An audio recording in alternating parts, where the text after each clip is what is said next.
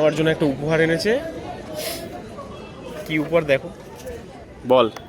এই যে হেলমেটটা তোকে তো শ্বশুর মশাই পাঠিয়েছে তোর জন্য। কিসের জন্য, কি উপলক্ষে পাঠিয়েছে? জামাই ষষ্ঠী উপলক্ষে। নিমন্ত্রণ করলো না, জামাই ষষ্ঠী উপলক্ষে পাঠিয়ে লাভ আছে? তোকে নিমন্ত্রণ করলেও তুই আসিস না জানি। কেন যাবো আমি? বিয়ে করেছি, তুই তুই আমার বউ? বড্ড লজ্জা পাস। ঠিক আছে, সবাই আগে বিয়ের আগে জামাই ষষ্ঠী খেয়ে সবাই বিয়ের আগে জামাই ষষ্ঠী খেয়ে নিল। কোন জামাইটা খেয়েছে রে ভাই বিয়ের আগে? নির্লজ্জ খেয়েছে, জামাই। সবাই ছাড়ছে। সবাই ছাড়ছে, যারা ছাড়ছে তাদের বিয়ে হয়ে গেছে, ভালো করে গিয়ে দেখ আগে।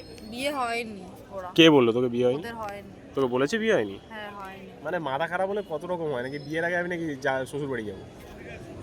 বয়ফ্রেন্ড ষষ্ঠী। যাই হোক, হেলমেটটা দাঁড়াও একটু পরে দেখি।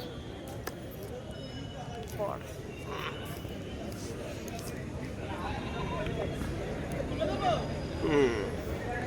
দেখি সাইডটা, সাইডের কাটিংটাই তো আসল। এই যে বাইকের হেলমেট গাইস। কিন্তু আমি চালাই স্কুটি, এটাই বুঝবার। ওর কিন্তু এটা খুব হ্যাপি পছন্দ হচ্ছে। যাক, আমার বাড়িতে যা হেলমেট হয়ে গেছে, এরপরে হেলমেটের দোকান হবে একটা, দুটো, তিনটে, চারটে হেলমেট হয়ে গেছে আমার বাড়িতে। তার মধ্যে একটা হেলমেট ওর। তুই আমার এই হেলমেটটা হয় না নে, বড়। তুই এটা পর দেখি। দেখো হেলমেট আরে পরে এই দেখো, হেলমেটটা বড় হয় আমার। মাথা তো ছোটখাটো মানুষ। এ বাবা, ভালোই হবে, রোদ ফোদ লাগবে না, একদম ঠিক আছে। মাথা ব্যথা করে। বাবা, ওর জন্য আলাদা হেলমেট বানাতে হবে সরকারি।